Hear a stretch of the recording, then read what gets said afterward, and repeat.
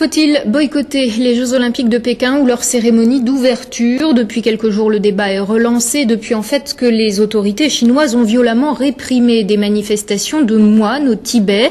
Nous avons voulu savoir ce que pensait la communauté bouddhiste de la région de cette polémique. Aglaé Poncé, Philippe Dupont. Au centre bouddhiste Shambhala de Saint-Thierry-sous-Aix en Haute-Vienne, la méditation quotidienne n'empêche pas la réflexion.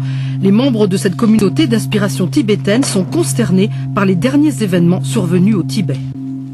C'est très préoccupant parce que on a l'impression que les Chinois, dans le fond, envahissent le Tibet et prennent complètement le contrôle du pays. Et ce qui va à plus ou moins longue échéance détruire la culture tibétaine et aussi ce qui crée énormément de souffrance.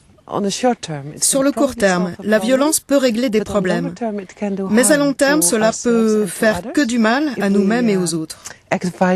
Si nous agissons violemment, si nous tuons ou si nous pensons du mal de quelqu'un, cela aura des effets négatifs sur nous et sur les autres.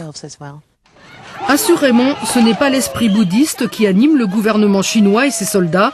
Malgré l'étau qui enserre le Tibet, les défenseurs des droits de l'homme en France parviennent à obtenir des informations alarmantes.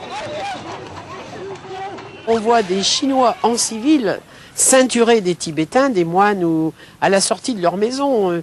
On a eu communication de photos où on voit des gens, des morts, des cadavres, mais les blessures ont été en pleine face. On veut nous faire croire que c'est de la légitime défense des soldats et des policiers chinois. Ce n'est pas vrai. C'est du tir ajusté, c'est du massacre.